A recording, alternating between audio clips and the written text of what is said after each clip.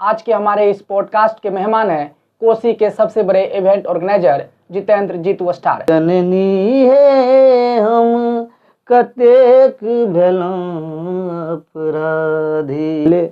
हमने पेंटर का काम करते थे। जो पेंटर का काम करते थे आप? हाँ, पेंटर का काम करते थे। जो दीवार लेखन का काम होता है? दीवार लेखन का काम करते थे। हाँ। मेरे अंदर भी जिज्ञासा जगी, चूंकि रुचि संगीत में बचपन से ही था। तो लगभग 2011-12 के समथिंग हमने अपना पहला एल्बम गाया, मैथिली सॉन्ग। कौन सा गाना था जो आपने पहला एल्बम किया था? वो गाना एक मैथिली सॉन्ग था, मिस कॉल मारबो जखने घर से बाहर निकली है गे बुचिया गाची चल कोचिंग करेबो। ये आपका पहला एल्बम था? अब मेरा पहला सॉन्ग ही था। नमस्कार, मैं अमन कुमार, आप देख रहे हैं नेटवर्क बिहार की पहली पॉडकास्ट। आज के हमारे इस पॉडकास्ट के मेहमान हैं कोसी के सबसे बड़े event organiser Jitendra Jitu Star. इनसे बात करेंगे और तमाम चीज़ों को समझने की कोशिश करेंगे। सबसे पहले जितेंद्र जीतू जी, हमारे पॉडकास्ट में आपका बहुत बहुत स्वागत है। जी, आपका भी बहुत बहुत शुक्रिया कि आपने इस नेटवर्क बिहार के माध्यम से इस पॉडकास्ट में हमें मौका दिया। बहुत बहुत शुक्रिया आपका। जीतू जी, सबसे पहले एक देवी सॉन्ग हो जाए, आप गुनगुना दीजिए। जी बिल्कुल जी। जननी है हम कतेक भेलौं अपराधी। चलिए। जननी है हम कतेक भेलौं अपराधी।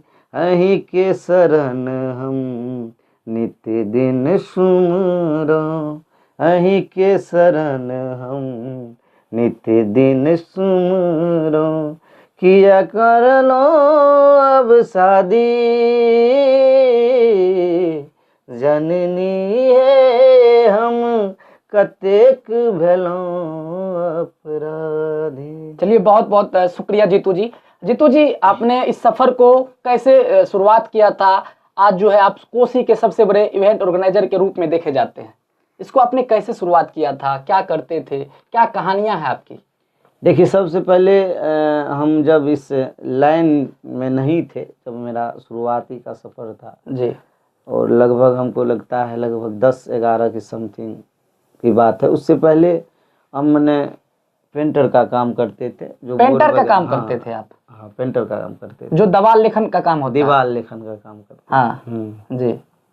फिर क्या, कैसे कैसे सफर चलता गया, बढ़ता गया? संगीत में रुचि थी बचपन से ही, तो धीरे धीरे जब मन कर रहे थे दीवार लेखन का काम, तो बहुत सारे लोगों को, अपने सर्किल के लोगों को, अपने पहचान वाले के देखे कि बहुत सारा एल्बम बना रहे हैं। तो मेरे अंदर भी जिज्ञासा जगी, चूँकि रुचि संगीत में बचपन से ही था। तो लगभग 2011-12 के समथिंग हमने अपना पहला एल्बम गाया, मैथिली सॉन्ग। कौन सा गाना था जो आपने पहला एल्बम किया था?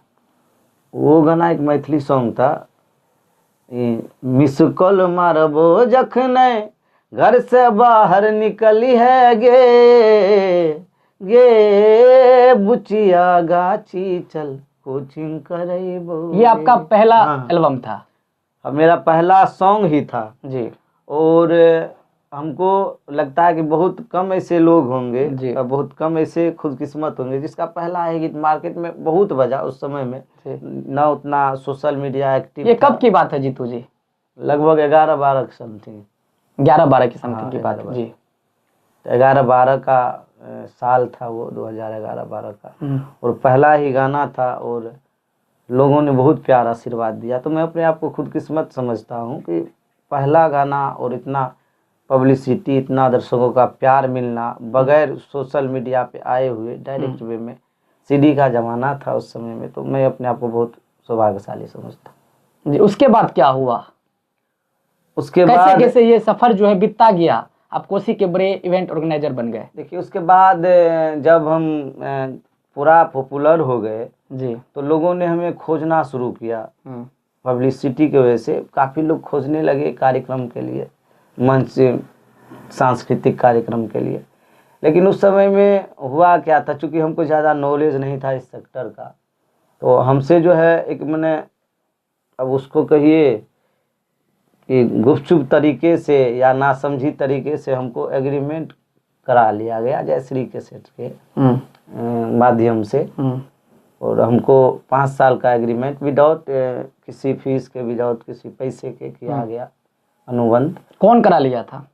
जयश्री कैसेट के माध्यम से आप किया गया हमको, क्योंकि हम उस टाइम में इन ही किए, इतना नॉलेज था नहीं जी। तो समझिए 12, 5, 17 मेरा 5 साल बर्बाद कर दिया उस कंपनी ने, ना कोई गवाया वगैरह वगैरह, जिससे एग्रीमेंट करा करके आपका 5 साल जो है वो बर्बाद कर दिया। बिल्कुल बिल्कुल लगभग।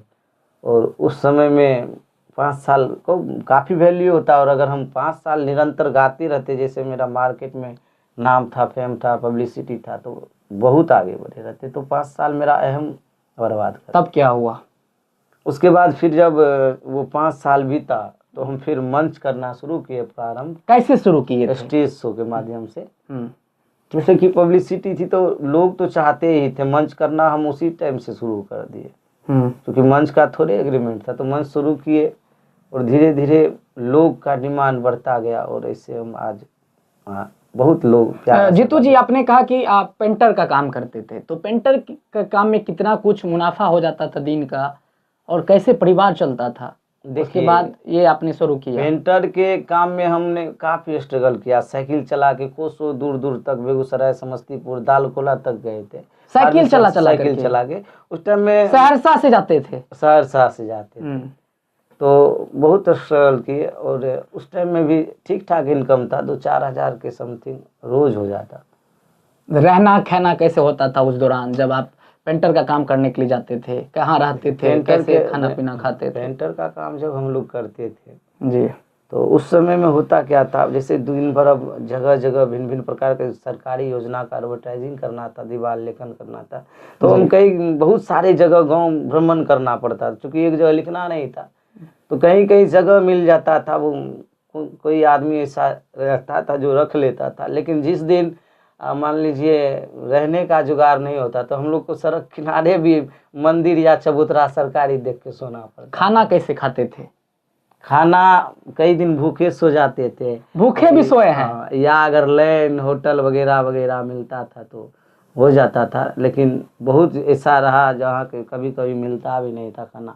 सुदूर देहात इलाके में न कोई होटल न वगैरह वगैरह। अच्छा जीतू जी, ये बताइए पेंटर के काम को, इस इवेंट ऑर्गेनाइजर के, आप कोसी के सबसे बड़े बादशाह है, इस चीज को आप कैसे अंतर कीजिए? कौन सा चीज आपको अच्छा लगता था? क्या वो मजबूरी में क्या हुआ काम था? तो ये इन चीजों को आप कैसे देखते हैं? मजबूरी तो आप देख रहे हैं बिहार में अभी बेरोजगारी का क्या आलम है। तो बेरोजगारी में तो आदमी कुछ भी करता है। अभी आप देखिए माहौल देखिए, अपराध चरम पे है, कहीं न कहीं बेरोजगारी की वजह से ही है। तो हाँ, हम गलत रास्ते नहीं चुने, कड़ा मेहनत किए, संघर्ष किए, मेहनत काफ़ी था उसमें। जगह जगह जाना, साइकिल चला के भिन्न भिन्न प्रकार कई गाँव में भ्रमण जाके दीवार लेखन करना बहुत टफ था। लेकिन यहाँ अब अगर आप इवेंट्स की बात करें तो आज ऊपर वाले की कृपा से, पब्लिक के आशीर्वाद से, अपने जितने भी सर्किल के दोस्त यार सभी के सपोर्ट से आज हम उस मुकाम पे है कि हमें कुछ ये समझिए ऐसा लगता है कि जीवन बहुत सहज हो गया है, काफ़ी आसान हो गया है। और उतना कठिनाई जितना हम पेंटिंग के सेक्टर में झेले, कितने साल आप पेंटिंग का काम किए? बहुत, लगभग समझिए जब हम 6ठी में पढ़ते थे, 6 क्लास से 6 क्लास से हमको लगता है आपको वही 2000 के ईस्वी को समझिए ना, 98-99 समथिंग से शुरू किया। काफी मेहनत था। काफी मेहनत। अभी जीतू जी कितना खुश है, कोसी के सबसे बड़े इवेंट ऑर्गेनाइजर है, कितना ये लोगों का प्यार मिलता है, इस चीज को आप कैसे देखते हैं?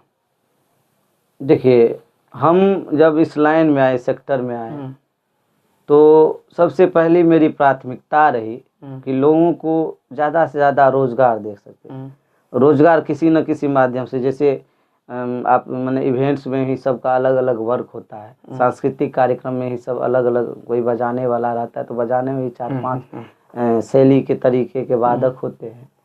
तो सबों को मिला के चले, और हमको आज कहीं ना कहीं, चूँकि टीम वर्क है, सिंगल अकेला नहीं चलता है, तो सभी के सहयोग से आज हम इस कोसी में या जो कहिए उस मुकाम पे हैं। तो हम सभी को ये श्रेय देना चाहेंगे। अकेले चूँकि ज़िंदगी में अगर कोई सेल्फ में चाहे कि नहीं हम सेल्फिश है, मैंने अकेले मुकाम हासिल की, तो हमको नहीं लगता ऐसा कोई आदमी होगा। अच्छा जीतू जी, एक बात बताइए, अभी आप मेरे स्टूडियो में हैं, यहाँ से आप किसी इवेंट को लेकर जो है बात कर रहे थे और आप यहाँ हैं, लेकिन वहाँ इवेंट होगा, आपने उसको मैनेज कर दिया, ये कैसे कुछ संभव हो पाता है? देखिए, एक दिन में कई मंच, कई सांस्कृतिक कार्यक्रम को ऑर्गेनाइज कर सकते हैं और करते हैं। जैसे कि आज अभी मैं स्टूडियो में, लेकिन मेरा कार्यक्रम 2 जगह है अभी। तो जैसे कि आप अभी हमने बोला कि देखिए, कोई भी कार्यक्रम या कोई भी संगठन अकेले नहीं चलता। मेरे बहुत सारे सहयोगी है जो मैंने काम करते हैं, कठिन परिश्रम करते हैं, और इसीलिए सहज तरीका से एक दिन में 4-5 कार्यक्रम को, सांस्कृतिक कार्यक्रम को हम ऑर्गेनाइज कर लेते हैं। आप इवेंट में मंच पर सिंगिंग भी करते हैं, गाना भी गाते हैं क्या? बिल्कुल बिल्कुल, हाँ गाना गाते हैं। क्योंकि लोगों ने, जैसे कि मैंने आपको बोला है कि शुरुआत मेरी जो इस सेक्टर में, इस लाइन में हुई, एक सिंगर के तौर पे हुई। तो मैं जनरली नॉर्मल, मेरा जो मुख्य पेशा है, मैं सिंगर ही हूँ, उसके बाद ऑर्गेनाइजर। आपको हर मंच पर नहीं देखा जाता है, लेकिन आपका जो है जीतू स्टार का बैनर हर मंच पे रहता है, हर इवेंट शो में रहता है, लेकिन ये अब हर मंच पर ये संभव नहीं हो पाता है क्या? इसलिए नहीं हो पाता है कि कभी कतार ऐसा होता है कि एक दिन में 3-4 कार्यक्रम होता है, 2-3 कार्यक्रम होता है, तो हर जगह जाना संभव नहीं होता है। अभी तक आप सबसे बड़े इवेंट शो कितने का किए, कितने रुपए का किए? सबसे बड़े इवेंट बहुतों का किए हैं, मैंने 7 लाख 8 लाख, मैंने बहुत, मैंने 10 लाख का भी किए हैं। लोग जो है हमारे क्षेत्र में, अपने कोसी क्षेत्र में इतना अमाउंट काफी, मैं समझता हूँ काफी। 7-8 लाख में कौन कलाकार देते थे जी? अब एक दिन का कार्यक्रम है, मान लीजिए, उसमें माही मनीषा, गोलू राजा, ज्योति माही वगैरह वगैरह पूरा टीम से अगर जो लोगों का डिमांड होता था, हाँ, तो ये लगभग 7 से 10 लाख के बीच समथिंग। लोग जो इवेंट शो कराना चाहते हैं तो वो आपसे जो है बड़े कलाकार को मंगवाना चाहते हैं, तो वो भी क्या, वो क्या प्रोसेस रहता है? देखिए, प्रोसेसिंग, अब बहुत सारे आदमी फ़ोन पे कांटेक्ट करते हैं, बहुत सारे आदमी जो मेरा ऑफिस है वहाँ पे आके कांटेक्ट करते हैं, तो इस तरीके से कांटेक्ट करके उनका जो है बुकिंग होता है। चलिए, इवेंट शो के आप मालिक है, बड़ा इवेंट शो आपका है, लेकिन आप जो है लड़कियां को भी रखते हैं व्यवस्थित ढंग से, उनको भी सारा व्यवस्था देते हैं, ऑर्केस्ट्रा वगैरह सब होता है, उसमें भी आप भेजते हैं नर्तकी को, कलाकार को। तो गांव के लोग कुछ टीका टिप्पणी करते हैं, फलना का बेटा जो है, जीतवा जो है, जीतू जो है, देखिए ये कराता है, नचनिया नचाता है, ये कुछ सुनने को मिला है गाँव घर में? मिलता भी मेरे गांव में जहाँ तक की बात है, अब किस गांव में क्या होता है ये मैं नहीं जानता हूँ जी, लेकिन मेरे गांव में अभी तक हमको ऐसा किसी भी चीज़ का, ऐसा बात का सामना नहीं करना पड़ा है। और हमारे गांव के लोग काफ़ी प्यार आशीर्वाद देते हैं, और कहीं ना कहीं मैं जहाँ भी हूँ, थोड़ा बहुत भी अगर कमा के खा पाता हूँ, तो हमको लगता है कि कहीं न कहीं गांव समाज का भी बहुत बड़ा योगदान है। आपके परिवार का कितना सपोर्ट रहा? पेंटर जब आप थे, पेंटिंग जब करते थे, दीवार लिखन का काम करते थे, उस समय परिवार का सपोर्ट था कि अभी आपको परिवार का सपोर्ट मिल रहा है, या आपके संघर्ष में आपके परिवार का सपोर्ट आपको मिला? परिवार का सपोर्ट हमको हमेशा मिला है। माता पिता का सपोर्ट? बिल्कुल, माता पिता, बड़े भाई, सभी का सपोर्ट मिला है। तो परिवार हमेशा खड़ा रहा है, और मैं समझता हूँ कि परिवार जो होता है ना, बहुत बड़ी चीज़ है किसी भी मनुष्य के जीवन के लिए। जिस परिवार में एकता नहीं है, प्रेम भाव नहीं है, वो समझिए टूटा हुआ पत्ता है, उसमें वो जान नहीं होता है। लेकिन परिवार का सपोर्ट रहा कहीं ना कहीं? बिल्कुल बिल्कुल बिल्कुल। परिवार का कैसा सपोर्ट रहता था, आर्थिक रूप से, या वो आपको स्वतंत्र करते थे, जीतू जो करेगा अच्छा करेगा, कैसा सपोर्ट मिलता था परिवार? देखिए, जैसा कि हम अभी बोले कि शुरुआत से ही हम वर्क किए, हार्ड वर्क किए हैं, तो कहीं ना कहीं पारिवारिक आर्थिक स्थिति बहुत कमज़ोर था हम लोगों का। और हमारे भाई उस टाइम में मैंने बहुत स्ट्रगल किए, बड़े भाई, और हम लोगों को समझिए पढ़ाने लिखाने वगैरह जितना भी घर का होता था, सारा चीज़ मेरे बड़े भाई ने किया। और अभी हम लोगों का अभी भी चल रहा है, मैंने प्रेम भाव, कभी ज़रूरत होती है तो योगदान होता है उनका। तो हर सेक्टर में आप चाहे आर्थिक स्थिति की बात कीजिए या शारीरिक स्थिति की बात कीजिए, हर तरह से हमेशा परिवार खड़ा रहा। शादीशुदा है कि कुमारे हैं जीतू जी? शादी मेरा 2007 में हुआ है। 2007 में शादी हुआ आपका? हाँ, बहुत मैंने कम उम्र में ही। बच्चे भी हैं? हाँ, बच्चे भी हैं, बड़े बड़े बच्चे। तो पत्नी का कितना सपोर्ट रहा है, जीतू जी के स्ट्रगल में हो या जीतू जी के इस मुकाम तक पहुँचने में कितना संघर्ष रहा है, उनका कितना सपोर्ट रहा है पत्नी का? देखिए, पत्नी इस चीज को सही नजरिया से देखती थी या गलत नजरिया से देखती थी, क्या किसी भी आदमी के जिंदगी में था? जी पत्नी का जो योगदान होता है, हमारे हिंदू सनातन धर्म में पत्नी के बाद अर्धांगिनी, बहुत सारा चीज़ का अर्धांगिनी भी कहा जाता है। अर्धांगिनी मैंने आधा अंग का मालिक, चाहे आप वर्क से रिलेटिव हो या किसी चीज़ से रिलेटिव हो। अगर आप घर से फ्री नहीं है, कुशल नहीं है, आपका माइंड फ्रेश नहीं है, तो आप बाहर बेहतर नहीं कर सकते, मेरा ये मानना है। जी। तो कहीं न कहीं बिल्कुल। उनका इतना योगदान रहा है, किनका? मेरी वाइफ का, पत्नी का, कि माइंड फ्री रहे, कभी टॉर्चर नहीं किए, तो हम बाहर अच्छे से, चाहे कार्यक्रम हो या अदर कोई चीज़ हो, ऑर्गेनाइज कर पाते हैं, बेहतर कर पाते हैं। इसीलिए आज हम इस मुकाम पे हैं। तो काफ़ी योगदान। जीतू जी पत्नी से खूब प्यार करते हैं। बिल्कुल, हर कोई करता है। हाँ। तो एगो पत्नी के लिए जो है कुछ गुनगुना दीजिए, कुछ है आपके नज़र में जो गुनगुना दिया जाए? अच्छा, अब अभी मैंने हर चीज़ का माहौल होता है। हाँ। अभी हम नहीं समझते हैं उसी, तो वो सब चीज़ पारिवारिक मैटर है। जी।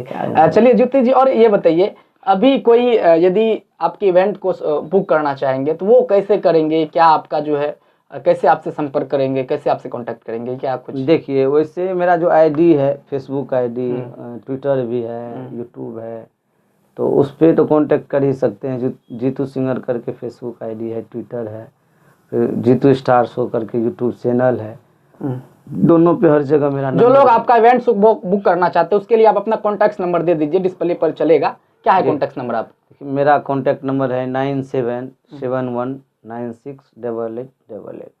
आपके इवेंट शो में जो बड़े बड़े कलाकार हैं, कौन कौन जो है आपके इवेंट शो के बैनर तले जो है वो काम किया है?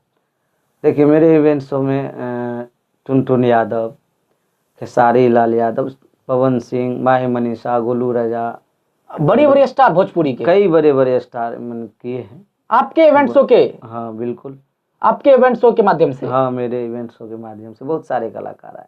कहाँ कहाँ का ये आप अपना इवेंट शो जो है लोगों को सेवा देते हैं? देखिए, ज़्यादातर हमारे कोसी क्षेत्र में ही होता है, और हमारे कोसी क्षेत्र में इतना प्यारा आशीर्वाद है सभी भाइयों का, सभी का, कि हमें इधर से ही फुर्सत नहीं मिलता है।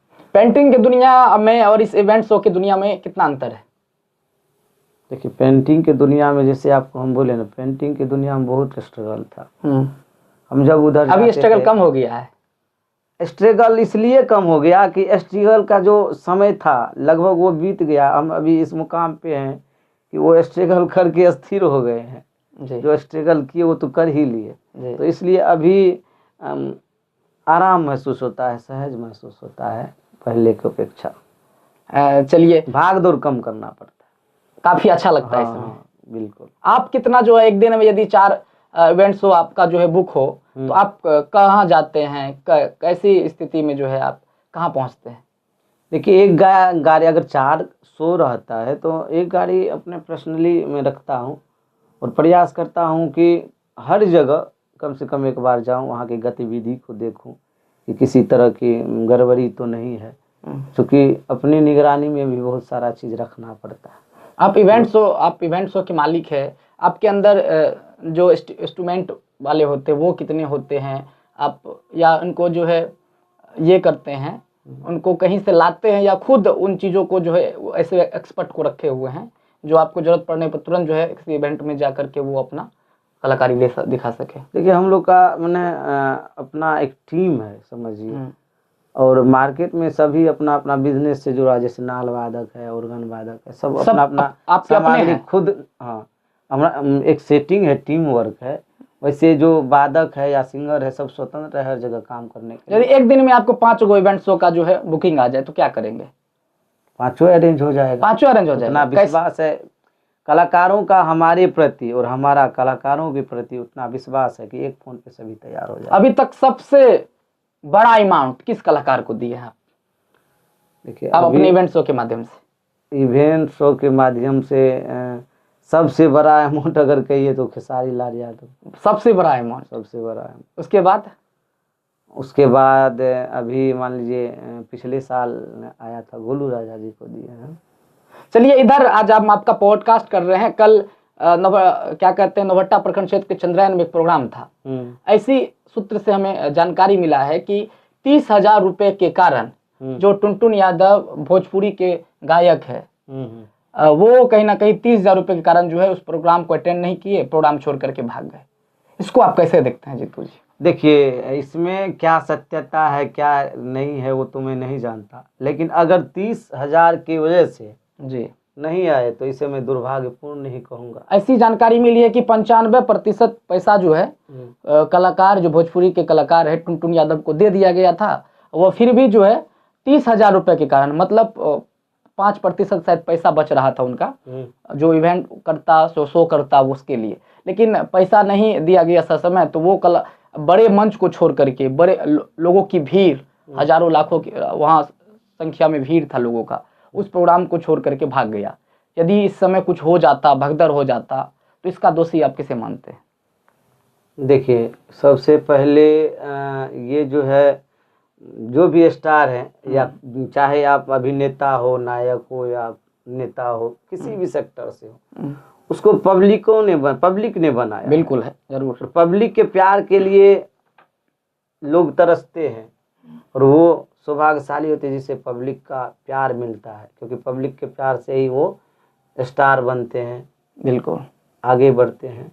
और उस पब्लिक को आप 30,000 के लिए अगर ठुकरा दे रहे हैं, आपका जितना अमाउंट था उसका 95% अमाउंट मिल गया, तो और आप 30,000 के लिए पब्लिक को ठुकरा दे रहे हैं, वहाँ हजारों लाखों का भीड़ था, तो ये दुर्भाग्यपूर्ण बात है। साथ ही साथ में आयोजक को भी ये कहना चाहूँगा, जो भी वो आयोजन करता है उसकी भी कहीं न कहीं कमी रही होगी।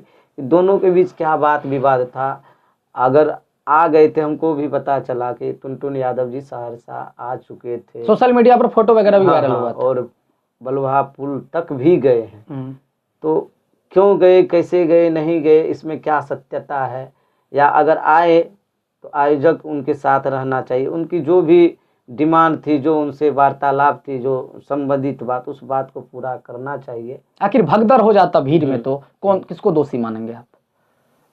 जो इवेंट ऑर्गेनाइज कर रहे हैं उसको, या कलाकार को, जो 30,000 रुपये के चलते छोड़ करके सो भाग गए? देखिए, इसमें दोनों का दोष इसलिए है कि आयोजक का जो बातचीत हुआ था टुनटुन यादव जी से, उसके हिसाब से उनको चलना चाहिए, और उनको भी 30,000 रुपया के लिए नहीं भागना चाहिए, क्योंकि 95% पैसा मिल चुका था। तो जिन्होंने 95% रुपया दिया, क्या आप 5% वो नहीं दे सकता था? दे सकता था। चलिए, अब इसके बाद गलत। चलिए, इसके बाद जीतू जी हम ये करते हैं कि आप कोसी सीमांचल मिथिला के कलाकार हैं, इवेंट ऑर्गेनाइजर हैं, तो ये बताइए कि मिथिला में सबसे अच्छा गायक कौन है? देखिए, मिथिला में अभी अगर आप जो मैथिली गाता बटा हुआ है मिथिला, समझिए, अभी जैसे कुछ गीत फूहड़ टाइप का गीत चलता है, ठीक है। हालांकि सरकार, हमारे बिहार सरकार ने फूहड़ गीत पे, अश्लील गीत पे आप बॉन्डिंग किया है। सिर्फ एक व्यक्ति को आप चुनेंगे जीतू जी, सबसे अच्छा कलाकार कोसी क्षेत्र में कौन है? अगर मैं पर्सनली किसी को अकेला कहूँ, ठीक है, तो ये मनमटाव हो जाता है। आपके लिए सब बराबर है? मेरे लिए सब बराबर, मैं किसी को पर्सनली नहीं। वैसे भी कलाकार अपने अपने जगह सब अच्छे हैं, किसी को मैं बुरा क्यों कहूँ।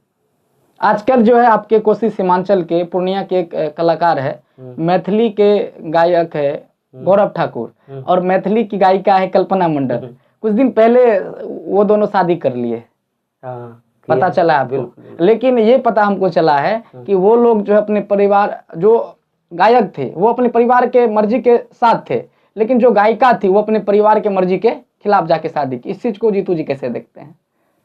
देखिए, ये चीज़ जहाँ तक की बात है, भाग के शादी करना वगैरह वगैरह जो सोशल मीडिया पे है, और या कोई भी करती हो या करता हो, चाहे लड़की हो या लड़का हो, ये मेरे समझ से सही नहीं है। किसी का भी बच्चा हो, उसका परिवार, माता पिता, उससे आप समझ गए हम किसका बात कर रहे थे? हाँ, किसका बात कर रहे ख्वाहिश मैंने आप अभी बोले हैं कल्पना मंडल और गौरव ठाकुर की बात आपने खुद बोला, तो उनके पारिवारिक मैटर में भी बहुत सारी ख्वाहिशें रहती है, बहुत सारे मान सम्मान से जुड़ा हुआ चीज़ होता है। तो मेरे समझ से ये गलत कदम था, और एक बार पारिवारिक स्तर पे सलाह मशवरा करना चाहिए। और ऐसा देखा जाता है कि आपके इवेंट शो में जो है ये दोनों कलाकार सबसे ज्यादा रहते हैं, हर एक मंच पर, हर एक स्टेज जो जहाँ शो होता है वहाँ ये दोनों कलाकार ज़्यादातर दिखते हैं आपके इवेंट शो में। देखिए, सबसे बड़ी बात है कि टैलेंट जिनके अंदर होता है पब्लिक में उनका डिमांड होता है, और हम लोग इवेंट्स चलाते हैं पब्लिक के डिमांड के हिसाब से। चलिए, गौरव ठाकुर और कल्पना मंडल शादी किया है, ठीक है। कल्पना मंडल अपने परिवार की मर्जी के खिलाफ, गौरव ठाकुर अपने परिवार की मर्जी के साथ। तो आपको एक प्रश्न का जवाब देना है कि गलत या सही किया। देखिए, गलत या सही, जिसने परिवार के विरुद्ध किया, हाँ, 100% गलत है। गलत किया, बिल्कुल। कौन गलत किया? यहाँ कौन गलत है? गलत देखिए, हाँ, दोनों गलत है। हाँ, दोनों इसलिए गलत है कि आप मान लीजिए, आप भी समझदार है, बुद्धिजीवी हैं, उसका भी परिवार, इसका भी परिवार है। आप अगर मैंने किसी चीज़ को पाने के लिए, अगर किसी को कष्ट पहुंचाते हैं तो वो गलत है। इसीलिए दोनों गलत है। चलिए, अंतिम सवाल हम जीतू जी से करेंगे। जीतू जी, आप कोसी के सबसे बड़े मंच जो है ऑर्गेनाइजर है, शो ऑर्गेनाइजर है, तो आज जीतू जी कितना खुश है? देखिए, दुनिया में मैं अपने लाइफ में लोग क्या करते हैं नहीं करते हैं पता नहीं, मैंने अपने जीवन में, क्योंकि मैं अपने जीवन में बहुत स्ट्रगल किया, मैंने देखा है भूख क्या होता है, प्यास क्या होता है। इसलिए मैं पैसा से ज़्यादा हमेशा आदमी का, अपने सर्किल का, दोस्त यारों का अहमियत किया है, और सभी लोग हमें प्यार आशीर्वाद करते हैं, और जिसके वजह से मुझे काफ़ी कार्यक्रम मिलता है। तो मैं समझता हूँ इतना प्यार आशीर्वाद मिलता है तो इससे बड़ी खुशी हम तो समझते हैं यही असली जन्नत है, स्वर्ग है। चलिए, अंतिम में आप जीतू जी मेरे इस पॉडकास्ट के बारे में, नेटवर्क बिहार के बारे में दर्शकों को क्या कुछ कहना चाहिएगा? तमाम दर्शकों को हम कहना चाहेंगे कि इस नेटवर्क बिहार को आप ज़्यादा से ज़्यादा सपोर्ट करें, प्यार आशीर्वाद दें, ताकि हर जगह इनका जलवा एकदम बरकरार रहे, पूरे भारतवर्ष में, पूरे बिहार में। चलिए, नेटवर्क बिहार के पहली पॉडकास्ट में आज के हमारे मेहमान थे कोसी के सबसे बड़े इवेंट ऑर्गेनाइजर जितेंद्र जीतू। आपने इनकी कहानी को सुना, कैसे ये पेंटर से कोसी के सबसे बड़े इवेंट ऑर्गेनाइजर बना। अपने सब कुछ बारीकी से सुना, इन्होंने तथ्य के साथ सब कुछ को बताया, कलाकारों के बारे में भी अपनी प्रतिक्रिया दी, और इनके इवेंट शो के बैनर तले जितने भी कलाकार जो भोजपुरी के बड़े बड़े कलाकार हैं, उन्होंने अपना कार्यक्रम किया है। इस पॉडकास्ट के बारे में और जितेंद्र जीतू जी के बारे में आप क्या कुछ सोचते हैं? आप अपनी प्रतिक्रिया कमेंट बॉक्स में जरूर दीजिएगा। बहुत बहुत धन्यवाद।